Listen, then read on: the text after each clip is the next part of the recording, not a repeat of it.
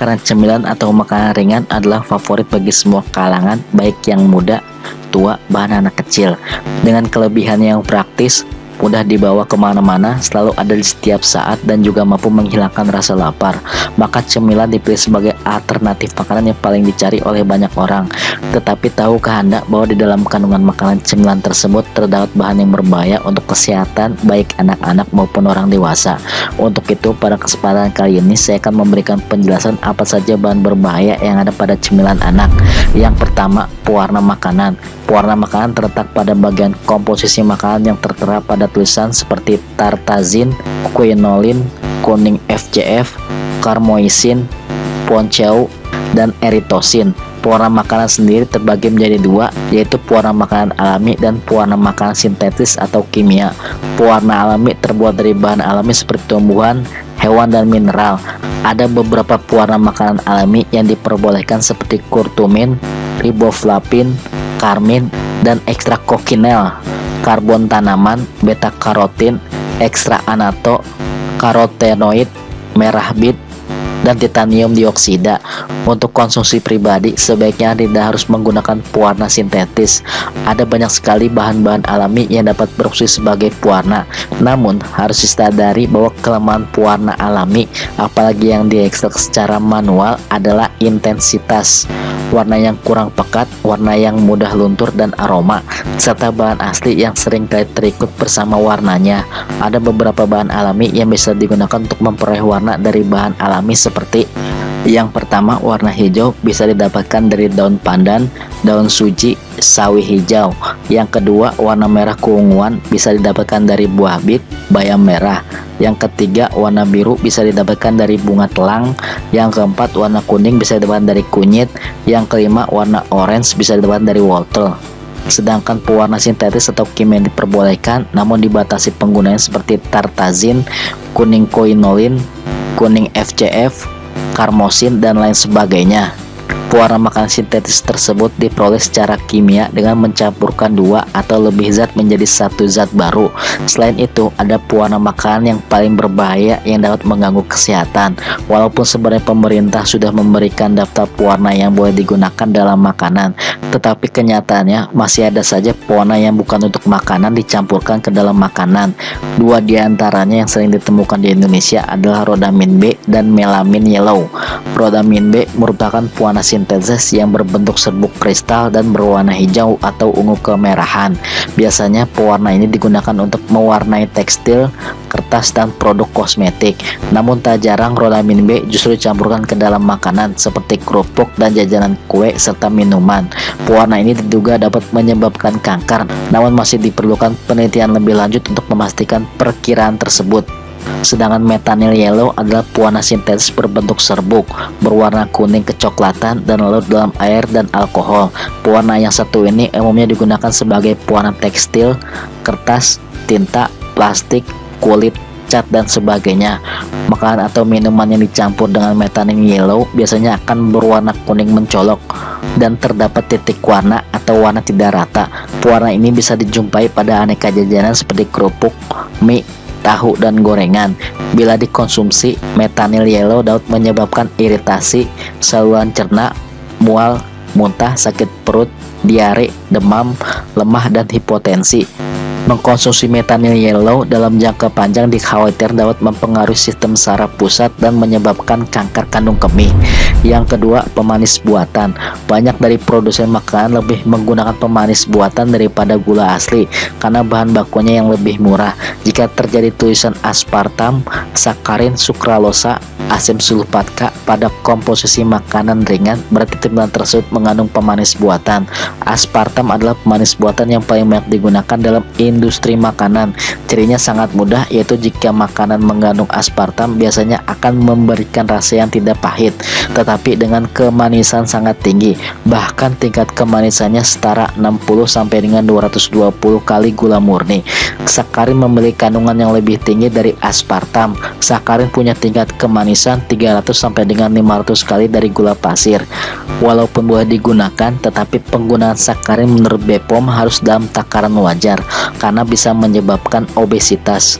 Sukralosa mempunyai tingkat kemanisan sebanyak 600 kali dari gula murni. Selain itu, sukralosa tidak bisa dicerna tubuh, sehingga tidak berpengaruh di dalam gula darah.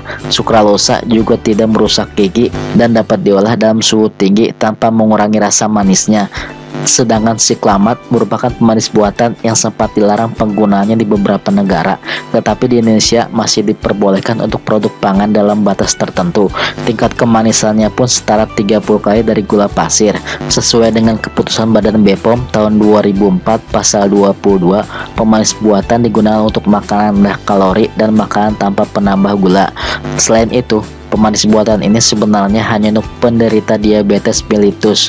Berikut ini efek dan jenis dari pemanis buatan jika kita mengkonsumsinya. Seperti yang pertama, siklamat. Sudah lama diteliti tidak dianjurkan untuk anak. Pemanis ini kerap dicampur dengan pemanis lain. Cita rasanya menyenangkan karena bisa menutupi rasa pahit dan mempertajam rasa dari campuran. Di Amerika sudah lama dilarang karena secara signifikan meningkatkan kejadian tumor buli-buli setelah penggunaan siklamat dan sakarin sebanyak 2.500 mg per kilogram per hari. Yang kedua, sakarin. Sakarin sudah dikenal 100 tahun yang lalu, namun masih diselidiki apakah mengandung zat karsinogenik. Manisnya 700 kali gula. Yang ketiga, aspartam. Aspartam mengandung berbagai toksin yang menyebabkan gejala sakit kepala, alergi, dan gejala penyakit autoimun, serta menyebabkan penumpukan yang merusak saraf otak. Yang keempat, sukralos. Sukralos sudah banyak ditemukan efek samping seperti timbul rasa cemas, serangan panik, sakit kepala, gelisah, alergi, dan diare. Yang kelima, xilitol. Xilitol biasanya akan terasa dingin jika mencair di dalam mulut, sering dipakai pada permen, tablet hisap. Yang keenam, sorbitol. Sorbitol sudah dipakai selama 50 tahun terakhir. Sebagai pemanis, rasanya lembut dan memberi efek dingin pada mulut. Yang ketiga, pengawet makanan. Rata-rata makanan ringan yang sanggup bertahan hingga 1 tahun berarti cemilan tersebut mengandung bahan pengawet. Beberapa macam bahan pengawet makanan yang sering digunakan seperti asam asetat, benzoat, sulfit, dan garam nitrit. Pengawet makanan ini digunakan untuk menjaga kesegaran dan mutu makanan. Akan tetapi, Anda perlu waspada karena ada jenis pengawet makanan tertentu yang berbahaya bagi tubuh. Pengawet makanan dilakukan sebagai upaya yang dilakukan untuk menghambat atau mencegah penguraian, pengasaman, fermentasi, dan kerusakan lain pada makanan yang disebabkan oleh bakteri, jamur, dan mikroba. Proses pengawetan makanan umumnya dilakukan dengan 2 metode. Pertama adalah metode tradisional seperti pengeringan, pendinginan, dan fermentasi. Dan yang kedua yaitu metode modern, misalnya pengalengan, pasteurisasi, pembekuan, iridiasi pangan, dan penambahan bahan kimia. Bahan kimia pengawet makanan yang digunakan dalam proses tersebut ada yang aman untuk dikonsumsi dan ada juga yang dapat membahayakan kesehatan, misalnya formalin dan boraks. Kedua bahan berbahaya tersebut sering digunakan untuk mengawetkan tahu, mie, dan bakso. Jika dikonsumsi dalam jangka panjang dapat berakibat gangguan jantung, sistem pernapasan, ginjal, kulit, bahan gangguan otak. Ada beberapa jenis pengawet makanan yang perlu dihindari selain formalin dan borak, karena penggunaannya memang sudah sangat dilarang dan juga berbahaya untuk kesehatan. Yang pertama, sodium benzoat atau natrium benzoat. Sodium benzoat merupakan bahan tambahan atau zat adaptif yang digunakan sebagai pengawet dalam berbagai produk makanan dan minuman olahan. Sayangnya, menurut penelitian, pengawet makanan ini diduga dapat meningkatkan resiko terjadinya perilaku yang hiperaktif dan dapat menyebabkan kanker dan jenis kanker lain bisa terjadi, terutama jika natrium benzoat ditambahkan ke dalam minuman yang rasanya asam seperti vitamin C buatan. Campuran ini menghasilkan benzen, yaitu suatu zat kimia yang sifatnya memicu kanker. Jenis pengawet ini biasanya digunakan untuk mengawetkan buah-buahan, digunakan pada kecap dalam botol, margarin, saus tomat, dan minuman ringan. Di dalam kandungan asam benzoat memiliki kandungan antibakteri sehingga makanan yang diberikan bahan ini akan terlindungi dari perkembangan bakteri. Yang kedua, sodium nitrat atau natrium nitrat. Natrium nitrat adalah bahan pengawet makanan yang digunakan dalam daging olahan seperti sosis, dendeng, ikan atau daging asap, dan daging ham. Natrium nitrat mampu meningkatkan resiko penyakit jantung karena dapat merusak pembuluh darah hingga dapat membuat arteri cenderung mengeras dan menyempit. Nitrat juga dapat mempengaruhi cara tubuh menggunakan gula sehingga tubuh rentan terserang diabetes. Yang ketiga, TBHQ. TBHQ atau tertiary butyrhydroquinone merupakan bahan pengawet untuk makanan olahan. TBHQ biasa digunakan pada minyak nabati, biskuit, mie, makanan beku atau makanan cepat saji untuk memperpanjang umur simpan produk dan mencegah bau tengik. Pengawet makanan ini sering kali digunakan bersama dengan zat adaptif lain seperti propil galat. Penelitian menemukan bahwa bahan ini memungkinkan dapat mengganggu kesehatan hati, saraf, dan meningkatkan pertumbuhan tumor. Selain itu, juga diduga bisa mempengaruhi perilaku manusia menjadi hiperaktif dan tidak bisa fokus pada suatu hal. Selain mengetahui apa saja jenis pengawet makanan yang berbahaya, Anda disarankan untuk membaca terlebih dahulu komposisi bahan dan jenis pengawet makanan yang tertera pada label kemasan sebelum membelinya. Cermat dalam memilih penganan adalah salah satu langkah untuk menjaga kesehatan tubuh Anda dan keluarga. Itulah beberapa bahan berbahaya pada cemilan anak sehingga dilarang untuk dikonsumsi.